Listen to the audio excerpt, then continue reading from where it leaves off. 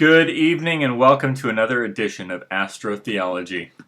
So one of probably the most difficult word to find the meaning of in the Bible, in my experience, was the name Yahu, which is the name for God among the Jews.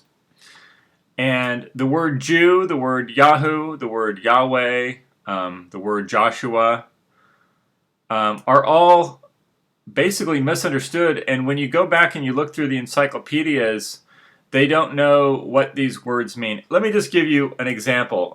The word Jericho is related to this topic. So I just want to show you, like, if you look up Jericho, what does the word Jericho mean?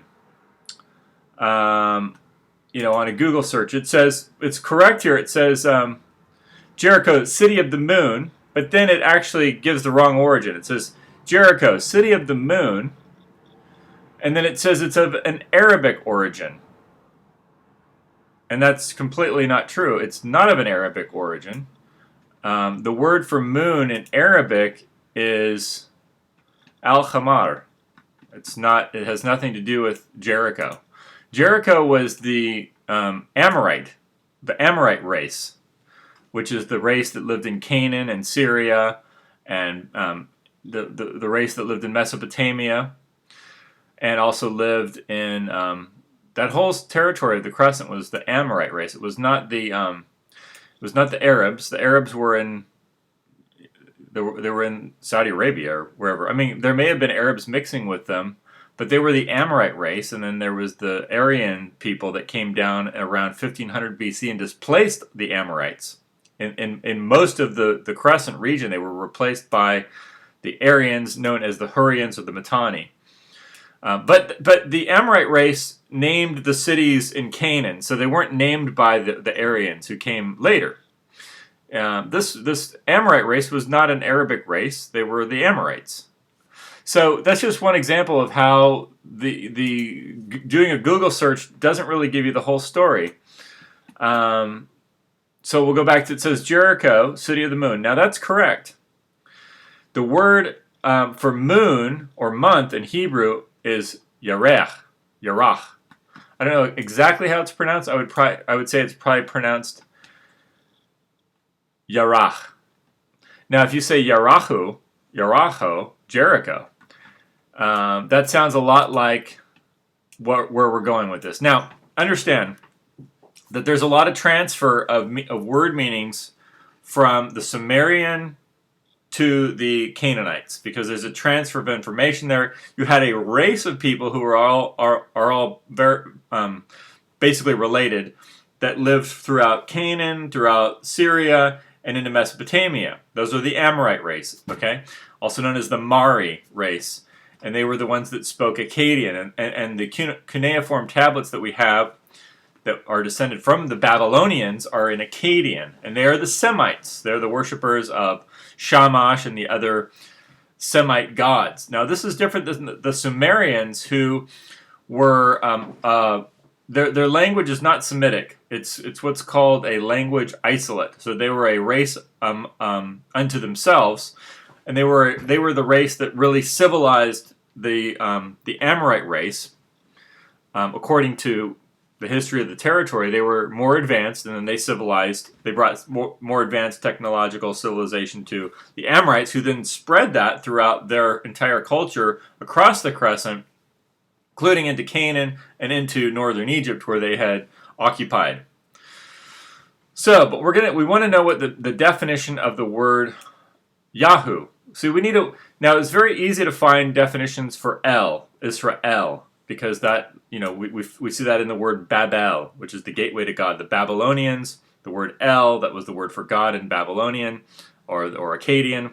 Those are the Semites are the Mari people, the Babylonians, and the other races that inhabited that territory. And Babel is the gateway to God. So they called God El. That was the name for all the gods, was El. The Elohim would be the gods, right? So it's very easy to find the name for God of Israel. Now that doesn't mean that the Israelites are worshiping the pagan gods, because the religion changed. So now they're worshiping the Creator God, but they're calling it El, just like in Christianity we call Jesus a deity or Deus, Zeus. Okay, comes from Zeus. We're not worshiping Zeus. We're now worshiping Christ, and we're calling him a deity, which comes from Zeus. The origin of the word Deus is Zeus. We're not worshiping Zeus now. We're worshiping the Creator God, and the whole story of how that unfolds in the Gospels, right? So, but what I'm saying is, you still have a language there, and there's certain words that are used for God, and those words continue to be used for God, even when the God is now being defined differently. It's no longer being defined as Baal. It's no longer being defined as Enlil, the wind god. It's being defined as the Creator God. So it was very easy to find the etymology, the word origin for El. Very easy. It was not so easy to find the word origin for Yahu, because there's no record of these people, right? There's no record. You can go back and find these Babylonian records, and you see the word El for God used, continuously for over thousands of years. You can find this word being used relating to God. There's no such record among the Judeans. And when I first started looking into this, I noticed that there was that in Egypt, of course, the moon was the moon is the central object of the Egyptian religion. The moon was also the central object of the Judeans, the Yahuites, we're going to call them, the Yahuites. Now, where did I get the word Yahu? Where did I get the word Yahuwah? The Yahuites would be the tribe of Yahuwah. Where did I get that word Yahuwah? Yahuwah. That comes from Egyptian records. The Egyptian records record a Shasu tribe called the Yahuwah tribe. There was also the Reuben tribe and the Issachar tribe and the Payasapis tribe, which is where you get Josephus. There was a Semit tribe, where you get Sam and Samaritans and all that kind of stuff. So those tribes are named in the Egyptian records. And within these Egyptian records is the Yahuwah tribe. And the Yahuwah tribe is quite clearly the tribe which came to be known as the Judeans, or the Jews, the tribe of Judah, because Judah is a Greek version of Yahudi, which is a Persian version of Yahuwah. But who knows what they call themselves in the intermediate period? I'm not sure, but I do know, going back into the Egyptian records, that the name is Yahuwah is the oldest original name that we find recorded in writing. So now when we look at the etymology of the word, and we're looking at, for instance, different prophets, and they call themselves Isaiah, and Yah, of course, in that name is the word God. So among the Judeans, Yah or Yahu means God. El means God among the Israelites. The Israelites do not use the word Yahu or Yah in place of God. Now they're called the Israelites, and the tribe of Judah was among the tribes of the Israelites. You had the United Kingdom of Israel, we were told, and it was called the United Kingdom of Israel. And among the United Kingdom of Israel was Judah. Judah was part of that kingdom. So they were among this group, right? But their name for God was Yahu or Yah. Sometimes it's written as Yah, sometimes it's written as Yahu. And a lot of that has to do with the translation in the Greek into the English. And so we don't know exactly, did they call it Yah, did they call it Yahu? It's a good question. But when we look at the Egyptian, it's quite clear that the Egyptian name for God was the moon. The Egyptian name for the moon, which was the central figure of the Egyptian religion. The entire Osirian cycle centers on the moon. All of the lights of the universe are playing out on the moon. The sun is playing out on the moon. The entire story of the Osirian cycle is the moon phases occurring over and over again, and all the gods of Egypt are playing out on the moon. The sun god plays out on the moon. The god Thoth plays out on the moon. It's where you get the word thought. The word thought, to have a thought, comes from Thoth, the god of wisdom. Okay, he's the referee between these forces. He holds the balance between light and darkness, which plays out on the moon. So the moon was central, and when you look through the Bible, you'll find that. Well, before we look at the Bible, when you look at the Canaanites, when you go back and you look at the ancient records of the Ugaritic rituals, they're all taking place based on the moon phases: the new moon, the quarter moon, the full moon. The Sabbath was in among these people. The time of the full moon was called the Sabbath moon because it had completed its work, and that was the time where you would have your festivities in the evening. So the moon was a central figure. Now, particularly the closer you get to the Sinai, which is Sin, the god Sin.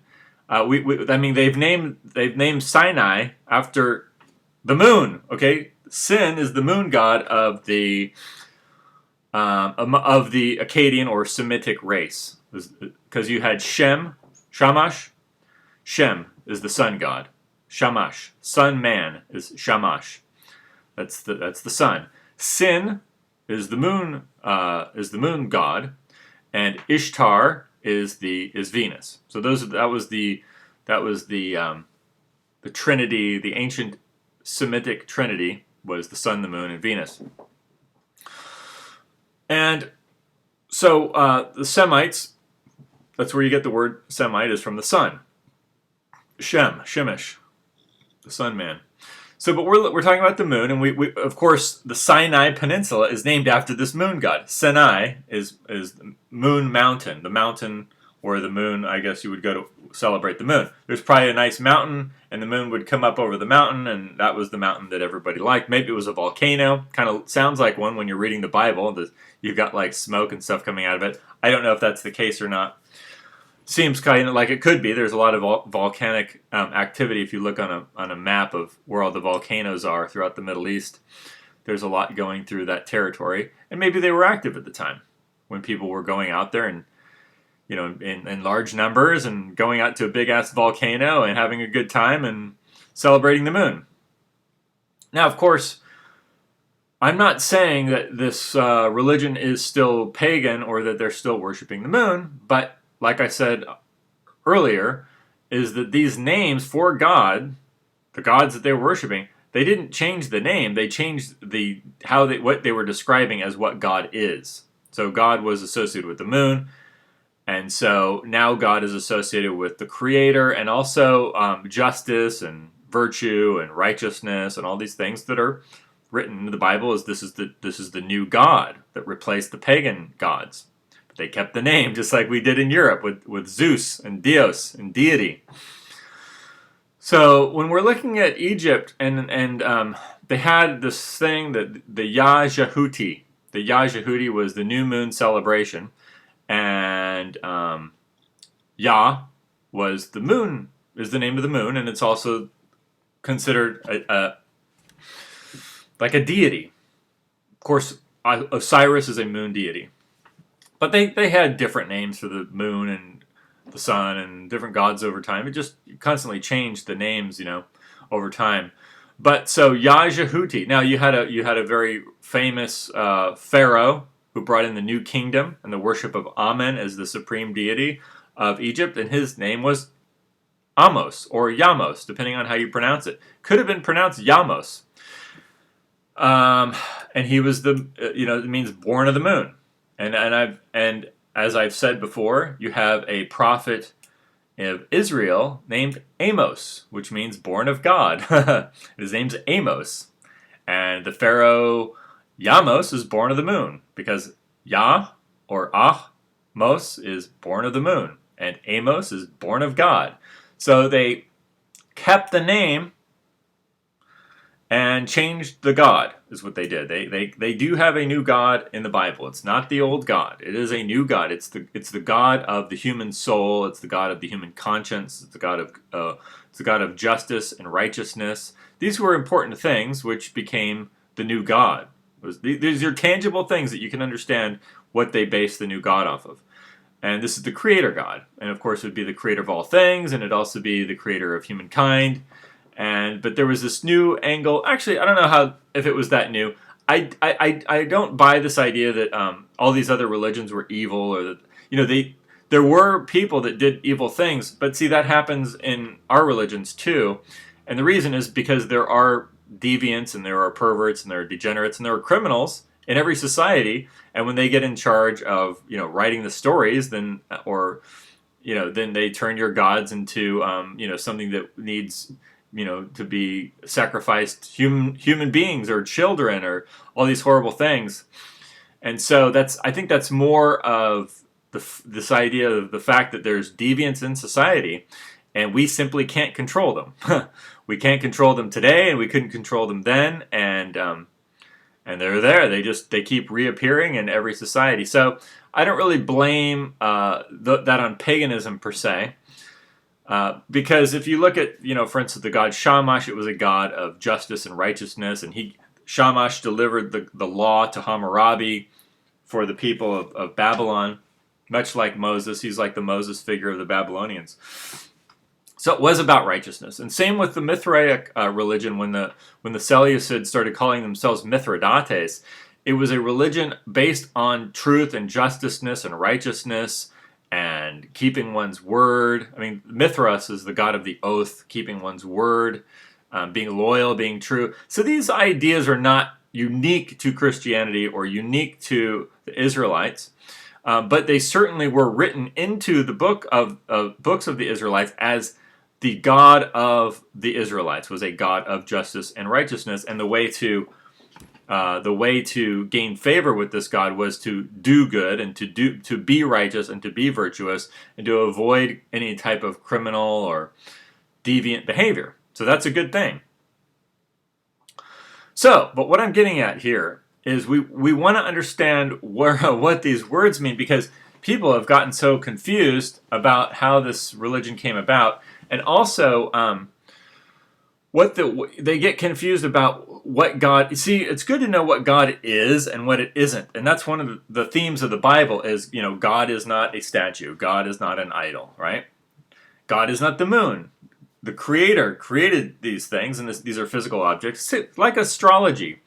People think that if you're born in this month and you're going to have a set personality based on a star cluster. Well, that's not true. It's not. And I like astrology, but I don't take it seriously. I like astrotheology because it's the foundation of all these religions were based on the stars, but that's different than astrology. What astrology became this kind of like psychological thing, which it really probably didn't start out as. It started out as a lot of people in the ancient worlds looking up at the stars and making stories out of the stars and seeing patterns in the star clusters and turning those into animals and monsters and Orion and what's his name, Gilgamesh, right? Gilgamesh and Enkidu. That's Orion and Canis Major, right? They're a team. They're fighting the monsters. So this is all fun and games, and then people started taking it really seriously, and then it wasn't fun anymore. Got kind of silly. But it is fun, and I do like it. But my point here is that when you don't know, for instance, when you don't know what the word Yahuwah means, or Yahu, and it's a mystery what the word means, and you can't find what its origin is, then you can start to have false ideas about what God is, because you start to believe in a lot of superstitious stuff that isn't true, and has because this misunderstanding becomes like this all-powerful thing that's greater than you, because you don't understand it. So complicated and so complex that you start to give all this kind of supernatural power to something that's not true. I'm not saying that the Creator God, that there is no truth. I'm saying that just like in the story of Baal versus the God of Israel, let Baal defend himself. The statue is not God. And so sometimes you might have a false idea about what God is based on a confusion or a misunderstanding or taking something literally that's not supposed to be literal. So one of the biggest barriers to that was understanding the origin of the word Yahu. And when I look in the dictionary, I cannot find the answer. It's never been known. I believe that I know what the answer is now. I believe that the word Yahu was originally a reference to the moon. And let me explain to you why I believe that. So we're going to look at a few words here, a few Hebrew words and some Egyptian words. And when we look, and so here's the thing. Some of these words are known of what their meaning is, and some of them are not known by the Hebrews in their own definitions, and in the definitions in the Encyclopedia Britannica and the definitions in Wikipedia. They don't know necessarily what these words mean. They're guessing. But I'll show you why I think we do now know and why it can be known and be known very clearly. So when you're reading Genesis and it talks about the wind from God, okay? Now in other videos I've told you that wind from God, that comes from these Enuma Elish, and you've got Enlil, and he's the wind god, the storm god that brings the wind, right? And he separates the waters from waters. And you see that appearing in Genesis. Because, they replaced the ancient pagan religions and the books of the pagans with the new God. That's what the whole story of the Israelites is. It's destroying the pagan culture and replacing it with the new God. Well, they did that to their books too, and they replaced their old gods with the new God. But in the Hebrew version, now let me explain something. See, we have the Greek version that we got from Ptolemy, who as the king of Egypt, the Greek, Germanic actually, mostly. These are very Germanic race that came in and ruled Egypt and the Middle East around 300 BC. They're Greek-speaking people, but they were a very Germanic race of Greek-speaking people. And these people, Ptolemy, asked the Jews because Ptolemy, he was building this big library in Alexandria, right? And he was fascinated with. See, here's the thing. This is when the Europeans came into the Middle East, the first thing that they would do, and this is what the Amorites did. Okay, you had the Sumerians. They had this whole thing with the stars that they had made this whole religion out of the stars. This is astrotheology. So they had made this religion, and then they named all these gods, right? The sun, the moon, Venus, the zodiac, all these things, right? They gave names to all these planets and stars and everything. Well, when the Amorites came in, the Semitic race of Amorites, they had, everyone has the same universe around them, but they have different names. And this is how they would know the other people. What do you call the moon? We call it, the Sumerians call it, I believe, Nana, and the Akkadians call it Sin. And the Sumerians call the moon, the Sumerians call the moon Utu, and the Akkadians call it Shamash. And the Sumerians call Venus Inanna, and the Akkadians call it Ishtar. And so the Europeans, so now you have, so that's the Semitic race meeting with the Sumerians. So then the Aryans come down, they do the exact same thing, right? They say, well, what do you call the sun? What do you call the moon? What do you call Venus? What do you call the planets? But because they have the same universe around them, they adopt their stories, and then they give them their names because they all have the same universe. It doesn't belong to one race. So they say, oh, you call it you call these that, and you have a story about it, and I like your story, and we're gonna have the same story because it's a good story, and then we're gonna have a different name for the gods because we're a different language, right?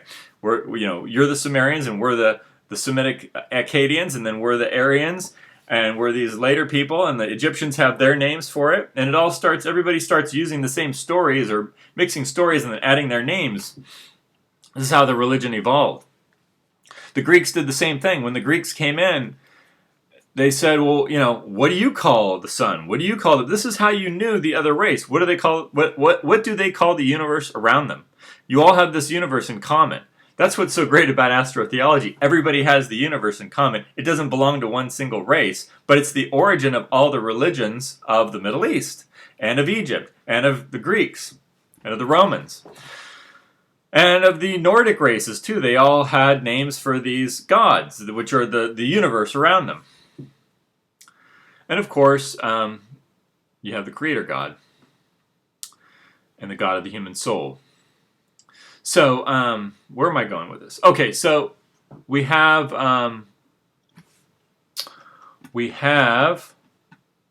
Yahudi. Okay, in Egypt we have Yah.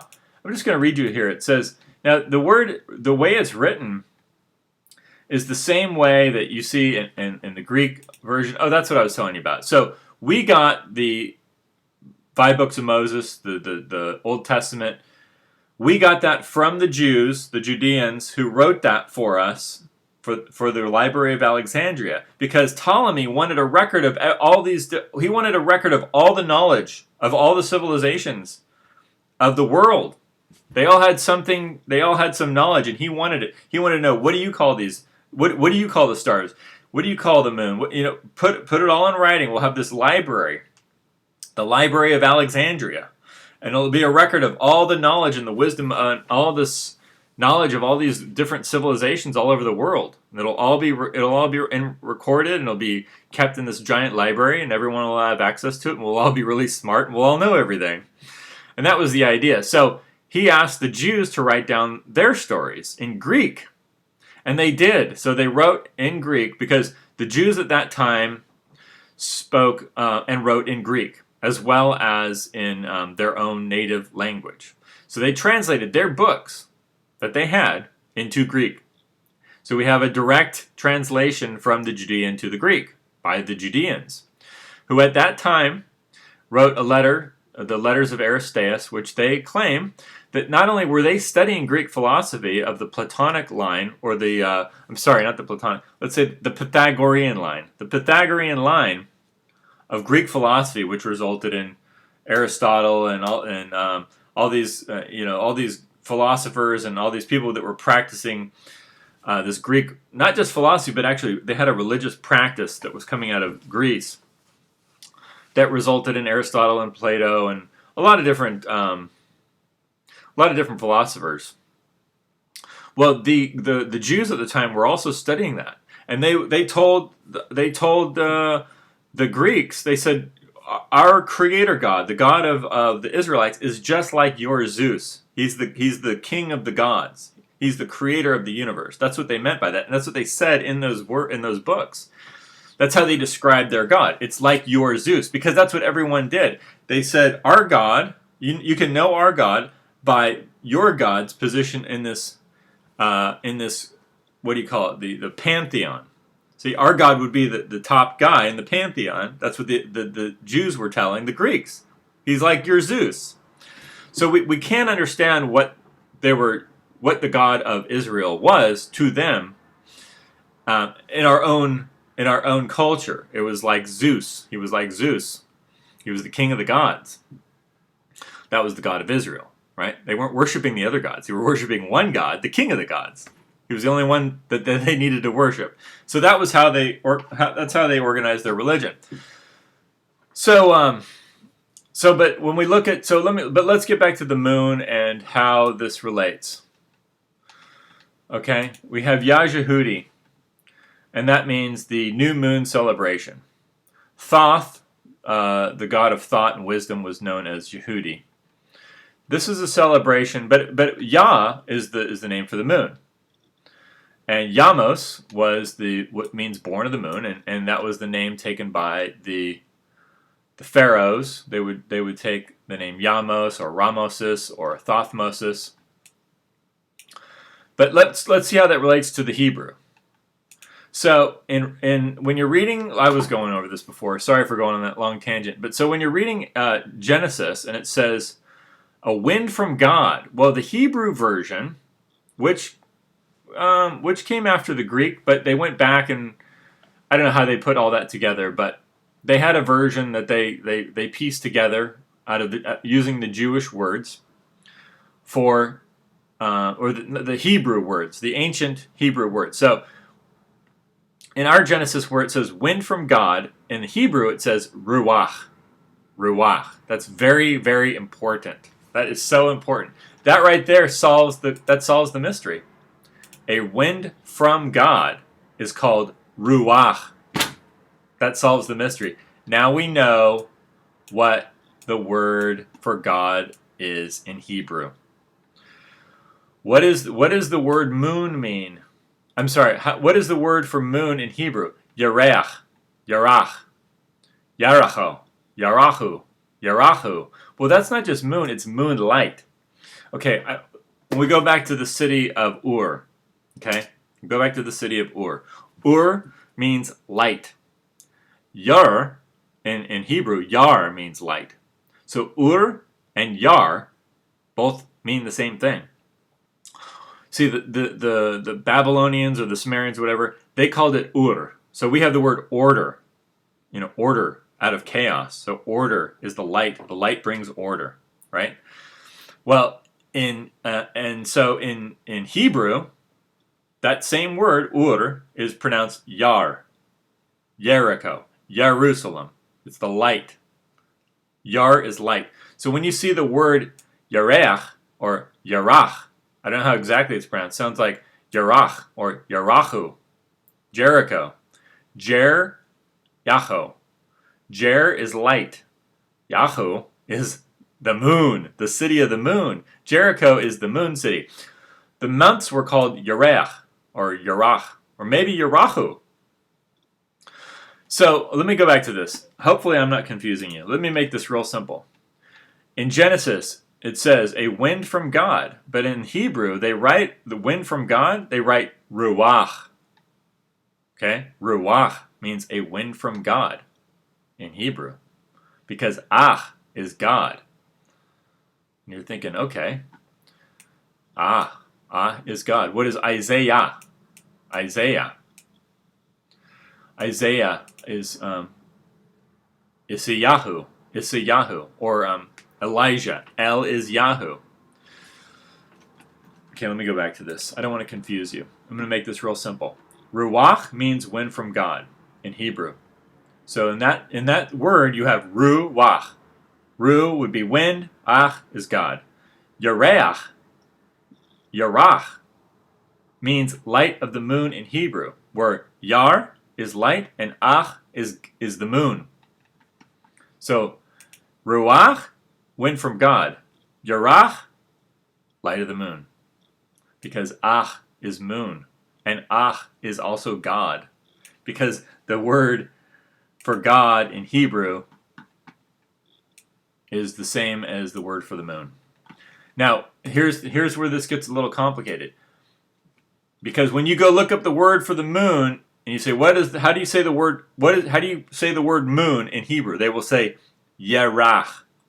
That's moonlight. Okay? When you see the word Jerusalem, well, we can kind of piece that word together because we have the word El in Jerusalem. Elim, we know, is the gods. Elim, that's plural for gods, right? God, plural. Elim. Yarus, Elim. Yarus, Elim. Well, we know Yar is light. We know El is God. We know Elim is plural for God. So Yarus, Elim, we can piece that together as meaning the light of the gods or the lights of the gods. Jericho, light of the moon. Yar, Yech, Yareach, Yaracho. Okay, let's say Yaracho, Yaracho, Yarahu, Yarahu, Yahu. Yahu is God. Yahu is also the moon, apparently. So let's look at this. Yarach means, Ruach means wind from God in Hebrew. Yerach means light of the moon in Hebrew. Noah means wet moon in Egyptian. So wet moon, there's two, in the creation story of atom, where atom, in physics you have the word atom. It's the basic particle of the physical world, right? They're made of atoms, right? That the universe is the basic particle of the universe, we're told, is an atom, right? Well, in physics, the Greeks took that word atom and said that the primary particle of the universe, the smallest particle, is an atom. Okay? And because they were studying Egyptian philosophy and theology and religion, and they found that Atum, in Egyptian religion, Atum creates the universe. So the universe is made of atoms. It's made of atoms, okay? And Adam is the first man in Genesis, but that's another story. We're not going to go into that right now. Atom. The world is made of atoms. So now in the story of the creation story of Atom, Atom manifests as the sun, and he burns off the water, which is how does it work? Okay, I'm not looking at the records right now, so I'm going to give you my best understanding of it. Now, this is not going to be this is not going to be exact, but just you can look it up yourself. It basically goes like this. There's like Atom, and then it goes, Adam burns off. See, the world is basically water, okay? And that's what they believe. That first there's water, and then Atom manifests as the sun, and he burns off the water. You get steam and air, and then the sun keeps burning off more and more of this water, and you get land and sky. Now I don't know, but so those are the sun, Atom as Ra, the sun, and then wind and steam. I'm sorry, air and steam, land and sky. So there you have two sets of gods, right? Steam and air, land and sky. So I believe that the water vapor is known as Nu, the god Nu. Now you can look this up. I know that the water, the name for water, or the god of the water, or the steam, or is Nu, and then Ah is moon. So Nuah is the wet moon. Now that's an important word, wet moon. Because what that symbolizes, and this is like the core of the times of celebration, is the new moon. That's Yahudi, is the new moon celebration. This is the same in Israel. You've got, I believe, Ezekiel talking about the new moon celebrations, and it's in Israel, it's in Canaan, it's in Mesopotamia and Babylon, it's in Egypt. They're all everything's based on the moon. The moon is the central object of their calendar, along with the sun. It's called a luna-solar calendar. So now, if you notice, the Muslims, the Arabs, they just went strictly with the moon. Strictly with the moon. They did not. If you look at the era of the Muslim holidays, they don't. What do you call it? Calibrate their calendar with the sun. They just go moon. They go 12 moons, and then another Ramadan, and 12 moons, another Ramadan, 12 moons, another, and it keeps changing the time of year because they don't calibrate it with the sun. To calibrate means to correct it. You use the sun as another position to determine the times of the seasons. So the moon was very important. That's the point. So here's the thing. Noah means wet moon in Egyptian. If you look at the word in Hebrew and you say, what does Noah mean in Hebrew? They don't know, because they don't know what that word means, because they lost the meaning. And I'm telling you right now, it means Noah is wet moon. Wet moon. And a wet moon is a new moon, because the new moon let's say you're in Canaan, right? And you're along the seashore there, and you're looking west as the moon's a new moon, when the sun's going down in the west, a new moon appears right over the horizon. The first new moon is a little tiny sliver appearing right over the horizon, over the water. And as the sun sets and the moon's right next to the sun, it goes right down along the ocean like a boat. Like the boat. So the wet moon, Noah's name is Wet Moon, and a wet moon is basically looks like a boat. Looks like a boat floating on the water. Now, the Hebrews, they know that ruach means wind from God, but they haven't put two and two together that the word ach there means the moon. Because Noah also means wet moon. And when you look at the Hebrew name, if you look up a Hebrew dictionary on the internet and you say, what does Noah mean? They don't know. They don't know. They made up a fake definition for it because they lost the meaning. So I'm telling you right now, Noah or Noah, Noyach. In Hebrew, they say Noyach, Yahu. Noyahu.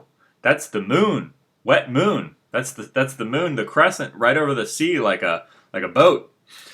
Okay, so now the next word here, I started with this one, the prophet Amos. So you have a Hebrew prophet or an Israelite prophet, Amos. And Amos, they say, means born of God. Why? Because Moses means born of. I think they have a false definition for Moses too. I don't know what do the Hebrews say Moses means? Born of the reeds or something? That's BS.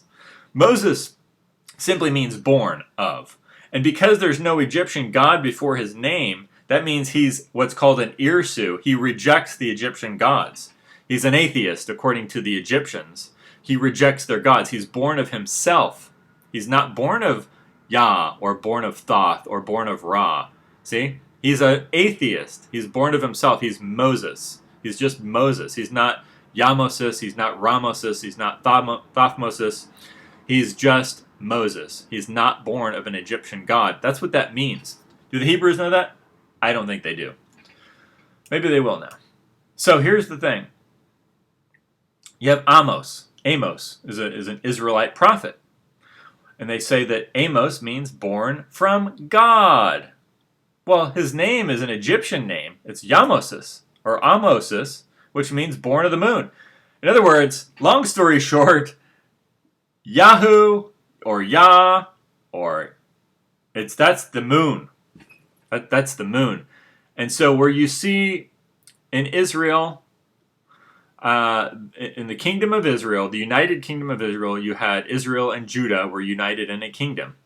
Well, the Judeans called God Yahu, and the Israel tribes of the north called God El.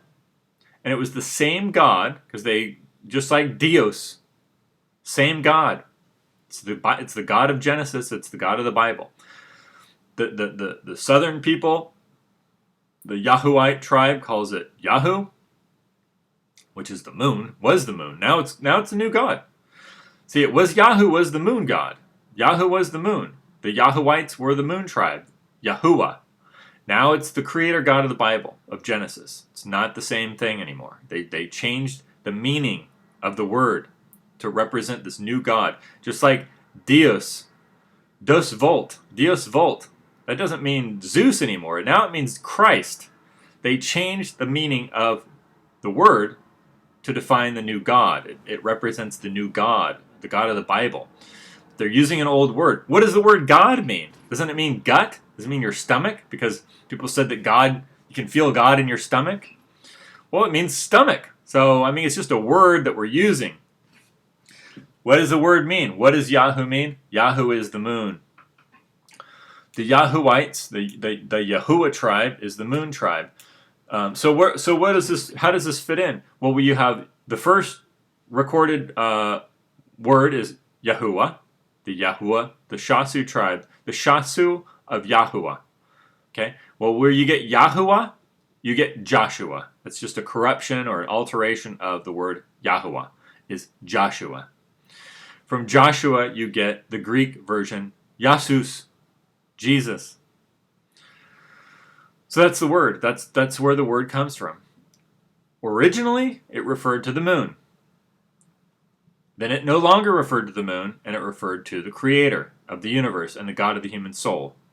So it's no longer the pagan version, but its origins are pagan. It's important to know what the roots of this religion are. The roots of this religion is astrotheology.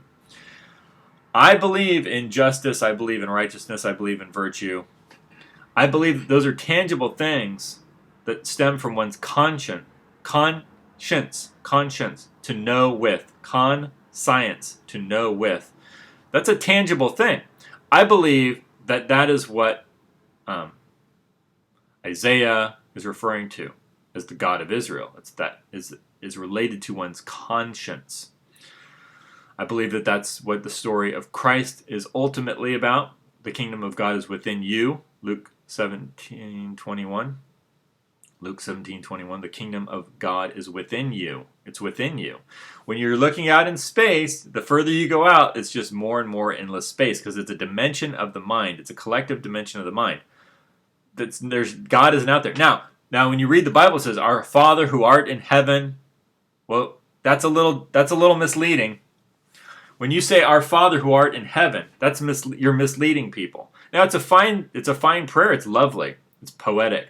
It's not true because the Creator God is not out there. The reason people thought God was in heaven was because of astrotheology. All the religions were about the heavens, right? And where's hell? Hell is a Greek word variant of Sheol, which is a Hebrew word for a grave. So you're in the grave. You're in hell. Hell is the grave. When you go out to the grave, you go out to the cemetery. That's hell. You're at hell. You're not in hell, but you're at it. If you're walking around a graveyard, you're walking on top of hell. The Sheol. It's the grave. And heaven. That's where that's heaven. That's where the stars are. That's where God. That's really where you got misled. You got misled into believing that God was in the stars when God is not in the stars, because the kingdom of God is within you, and it's your conscience is the connection to the divinity. Is your conscience is your connection to the divinity. So in the ancient pagan religions, God was always outside. It was the stars, it was the moon, it was the sun, and then this new religion came, and now nobody knows where it is because they still think God's out there somewhere. They're like, there's a God out there in heaven. And if I die, my soul's going to go to heaven and I'll meet him. Well, that's not it, because heaven is just a dimension of the mind. It's a dimension. It's a dimension caused by thoughts. It's a dimension of the mind caused by thoughts. And so it's really just kind of like, it's not that it's not real, it's very real. The mind is real, and the universe is real. It's very real. Thoughts cause things to be very, very real. There's nothing, I don't want to confuse you into saying it's not real. It is real. It's very real. And it's a dimension of the mind, and it's extremely real. There's nothing unreal about it. But it's also kind of illusory, because it's not the thing. It's real, but the thing that's more real is the thing causing it, and that's what you're part of. That's where your soul comes from, and that's why the conscience, I think, is the most tangible thing to understand about the source of the Creator being within you. You can contact it through your conscience. You have direct contact. That's why you don't need a pope. You don't need the pope. You don't even need a book to tell you, because you have the thing within you. The book helps to point that out if it's understood properly. So I like the books. They do point to this thing, but if you think it's outside in space and in the stars somewhere, you're looking in the wrong direction.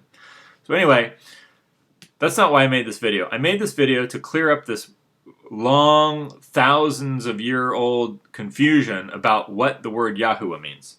So the word Jew comes from Judea, which is a Greek version of Yehudi, which is a Persian version of Yahuwah, or the Yahuwites, the Yahuwah.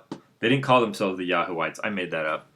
Yahuwah is the ancient Egyptian name for a race of people. Now, because it says Yahuwah, Yahu seems to be a reference to the moon. It's a moon cult. It's a moon cult that, like the northern tribes of Israel, was converted to a new religion. So now, instead of worshiping the moon, they're now worshiping the God of the universe and of the human soul.